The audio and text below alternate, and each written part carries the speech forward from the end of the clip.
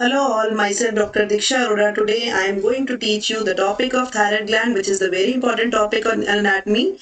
Let me start my PowerPoint slides. Wait for a few seconds. I'll be there. Now what is a thyroid gland? Thyroid gland है क्या? आप सबको पता है, it is an endocrine gland. एक endocrine gland है. कहाँ पर situated है? It is situated in the lower part of the front and sides of the neck. It is very clearly visible in this diagram कि ये जो red color का आपको structure दिख रहा है, this is the thyroid gland. ये कहाँ पर situated है? बिल्कुल front में and to the sides of the neck. Extension कहाँ तक है? अब हम आपसे पूछे कि थायराइड ग्लैंड कहाँ से शुरू है और कहाँ तक एक्सटेंड करता है, तो it extends from the oblique line of the thyroid cartilage. Thyroid cartilage है, एक थायराइड कार्टिलेज है, उसके अंदर एक स्ट्रक्चर है जिसको हम बोलते हैं ऑब्लिक लाइन. इसकी एक्सटेंशन वहां से है, वहां से स्टार्ट होता है and it extends up to the 5th to 6th tracheal ring. Okay, और किसके अगेंस्ट लाई करता है? It lie against C5, C6, C7 and T1. Okay, अब इसके दो लोब्स होते हैं. इट कंटेन्स, एक राइट लोब होता है, एक लेफ्ट लोब होता है, and it is joined by isthmus. Isthmus is the narrowest part, ठीक है, जहां से ये दोनों पार्ट्स जो है, जहां से दोनों ये लोब्स जो है, राइट एंड लेफ्ट वो आपस में ज्वाइन करते हैं. एक third pyramidal lobes also project upwards from the isthmus. Isthmus से एक थर्ड जो पिरामिडल लोब है वो अपवर्ड की तरफ प्रोजेक्ट करता है. This is the pyramidal lobe and this is called as the third lobe. Okay, it has two capsule. Capsule means covering. One is true capsule and other is the false capsule. This gland is larger in females than in males. It extends from the oblique line of the thyroid cartilage and up to the 5th to 6th tracheal rings, and it lies against C5, C6, C7 and T1. It contains two lobes, right lobe and left lobe, which is joined together by a narrowest part, which narrowest part is called as the isthmus, and sometimes a third pyramidal lobe also projects from the isthmus in the upward direction. It has two coverings, true capsule and false capsule, and this gland is larger in female as compared to males. Now the relations of the lobes. हम कोई भी चीज anatomy में पढ़ते हैं तो उसके relations पढ़ते हैं कि मतलब ये जो हमने स्ट्रक्चर पढ़ा है इसके साथ क्या क्या स्ट्रक्चर रिलेट करते हैं. ओके, अब आपको मैंने बताया it is conical in shape. कुछ कोनिकल जैसी चीज है तो कुछ उसका एपेक्स होगा, कुछ उसका बेस होगा. Okay, it contains an apex and it contains a base. It has three surfaces, lateral, medial and posterolateral. Lateral means ये नीचे जो डायग्राम बना हुआ है इसके अंदर जहां पे लैटरल लोब विजिबल है, this is the lateral surface. This shows the lateral surface. Medial अंदर वाला जहां से इस्थमस स्टार्ट हो रहा है, and the posterior lateral surface is जो सरफेस है आपका पोस्टीरियर एंड लैटरल साइड को वो ज्वाइन करता है, that is called as the posterior lateral surface. It has two border, दो बॉर्डर है, interior border and posterior border. सबसे पहले एपेक्स की बारी आती है. एपेक्स है, कोनिकल शेप है, तो it has an apex and it has a base. Apex ऊपर की तरफ है, it is directed upwards and slightly laterally, थोड़ा सा लैटरली शिफ्ट होता है, थोड़ा सा लैटरली शिफ्ट होता है, कर्व्ड होता है. Okay, and the base is on level of the 4th to 5th tracheal ring. जो उसका बेस है, ठीक है, वो कहां पर होता है? जो 4th to 5th tracheal ring है वहां तक एक्सटेंड करता है. Now the lateral surface, मैंने आपको बताया कि it has three surfaces, lateral surface, medial surface and posterior lateral surface. First is our lateral surface. Lateral surface is convex. मैंने आपको बताया था बाहर वाली तरफ it is convex and it is covered by 4S: sternohyoid, sternothyroid, superior belly of omohyoid and anterior border of sternocleidomastoid.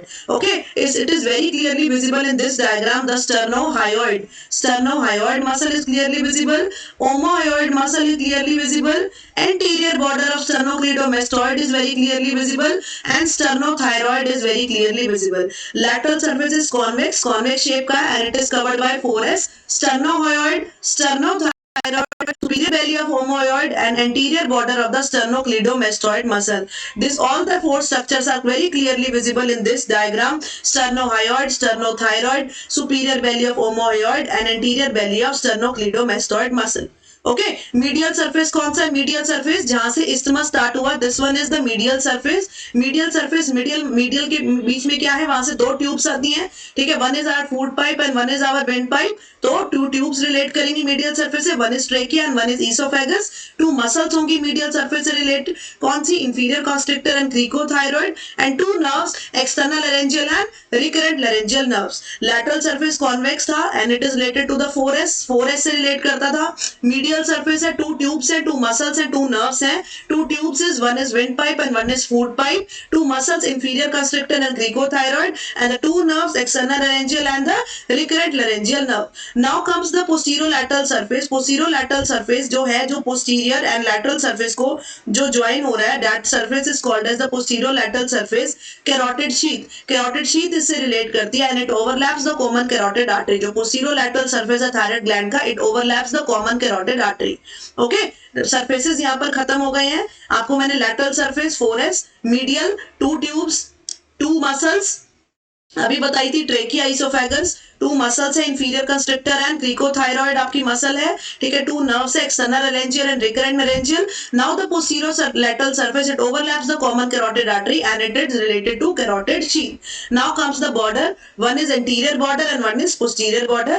Anterior border से क्या relate करता है? Superior thyroid artery. Superior thyroid artery is a branch of external carotid artery and the external carotid artery is a branch of common carotid artery. Now comes the posterior border. Posterior border क्या है? Posterior border किससे related है? एक तो inferior thyroid artery से related है, and the anastomosis between the superior and inferior thyroid artery and also the parathyroid gland on an left side thoracic duct. Anterior border सिर्फ एक चीज से रिलेट करती है, that is superior thyroid artery. Posterior border relate करती है inferior thyroid artery and the anastomosis between the superior and inferior thyroid arteries, parathyroid gland, and on the left side और ये thoracic duct. Now the relations of isthmus. हमने surfaces के पढ़ लिए, borders के पढ़ लिए. Now comes the isthmus. Isthmus is the narrowest part. ठीक है, it connects the lower part of the 2 lobes.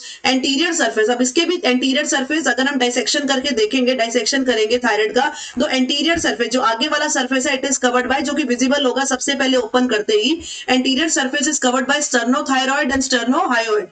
Okay, fascia होगा, skin होगा, ठीक है, and anterior jugular vein. Anterior surface of the isthmus is covered by sternothyroid, sternohyoid, anterior jugular vein, fascia and the skin, and the next is anterior surface के opposite, पीछे की तरफ is posterior surface. Posterior surface relates to 2nd to 4th tracheal rings.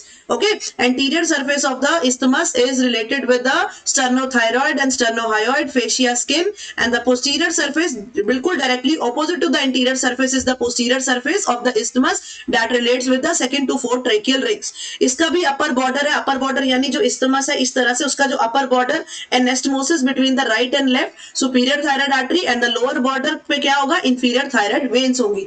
isthmus is the narrowest part है, तो उसका anterior upper border ऊपर and the नीचे वाला लोअर बॉर्डर. और आपको एंटीरियर सरफेस जैसे डाइसेक्शन करके हम फ्रंट साइड से ओपन करेंगे, the surface that is first visible to us is called as the anterior surface, that is covered by sternothyroid, sternohyoid, anterior jugular vein, fascia and the skin, and the posterior surface is just opposite to the anterior surface. It is related with the 2nd to 4th tracheal ring.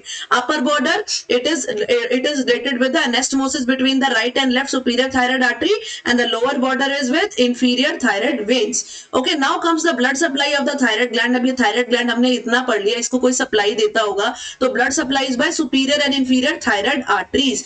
इसके नाम पहले भी आ चुके हैं जब हम relations पढ़ रहे थे, तो blood supply is by superior and inferior thyroid arteries. Lymphatic drainage is by upper and lower deep cervical lymph nodes, pretracheal and paratracheal lymph nodes. Okay, blood supply is by superior and inferior thyroid artery. Lymphatic drainage is by upper and lower deep cervical lymph nodes and pretracheal and paratracheal lymph nodes. Nerve supply is by middle cervical ganglion. Histology, you can see the lecture of mine of histology of thyroid gland and pancreas. आपको easily समझ में आ जाएगा, no need to do it in the gross. आप मेरा lecture देखिएगा, histology of thyroid gland and pancreas, for the better understanding of histology of thyroid gland.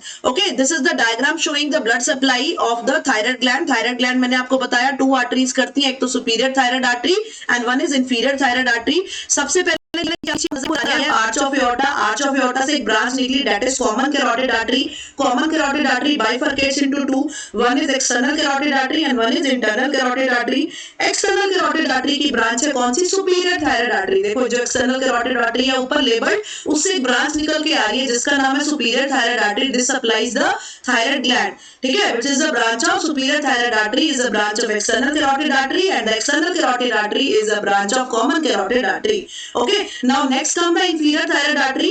Inferior thyroid artery किसकी branch है? inferior thyroid artery नीचे से देखो आपको नजर आ रही होगी inferior thyroid artery, जो हमारी आर्च ऑफ एओर्टा है, एक आर्च ऑफ एओर्टा से क्या निकला, ब्रेकियोसेफेलिक आर्टरी निकली, ब्रेकियोसेफेलिक से क्या निकला, first part of the subclavian artery निकली, first part of the subclavian artery की ब्रांच है inferior thyroid artery, okay, first part of the subclavian artery की ब्रांच है कौन सी, inferior thyroid artery, and the first part of subclavian artery is a branch of brachiocephalic artery, and the brachiocephalic artery is a branch of arch of aorta, okay. अगर आपसे कोई पूछे कि blood supply of thyroid क्या है, तो आप यही बताओगे, superior thyroid artery and inferior thyroid artery, and sometimes a third artery named as thyroidema artery. This is also very clearly visible in this diagram. This is a direct branch of the arch of aorta. Okay, these three arteries supply the thyroid gland. Superior thyroid artery is a branch of external carotid artery, and external carotid artery is a branch of common carotid artery. Now the inferior thyroid artery is a branch of brachiocephalic artery. Brachiocephalic artery is a branch of arch of aorta.